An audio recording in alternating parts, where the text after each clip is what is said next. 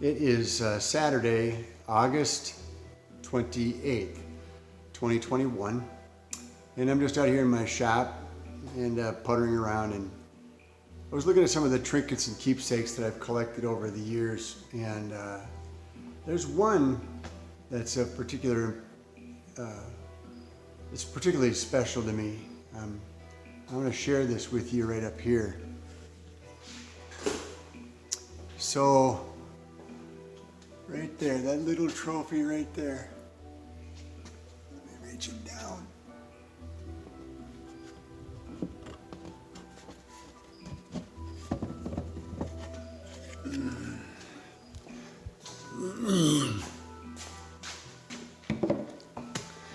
This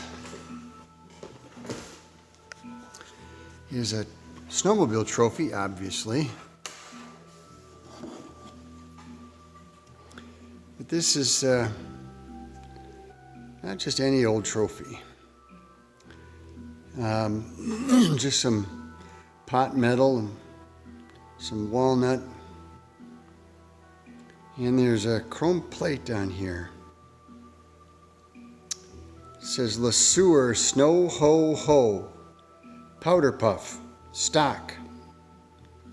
Second, 1969, 52 years ago. You see, this trophy, even though just a little guy, was won by my mother. My mom won that. And in 1969, I was all of 12 years old. And the reason that's special to me and to my brothers too is that when we were kids, I'm the oldest of four, then three, my brother Chad and my brother Mike.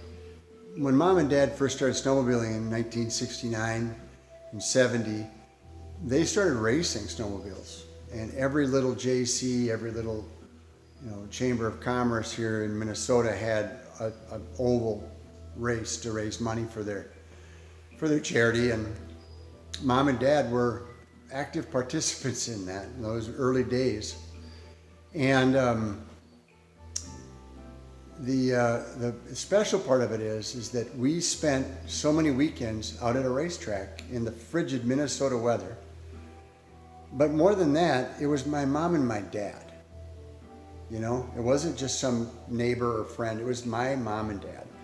And my mom, truth be told, was the dominant racer of the two. There was a reason for that. My mom, Pat, compared to the other women that she raced against, was fearless. Absolutely fearless. She knew how to ride, but more than that, she knew how to dominate that snowmobile. It was a 1969 Ski-Doo Olympic. And Mom just didn't let that snowmobile rattle her. And so she would wrestle that snowmobile around that little oval, and more times than not brought home hardware. I don't know where all the rest of the trophies went. I've got this one, and it's going to stay with me. But I wanted to just take a minute and reflect on why that's important to me. I am who I am today, of course, because of my parents, my mom and my dad. And I am who I am because of their character. My dad taught us all that nothing in life is free. If you want something, you got to go get it. Nobody's going to give you anything.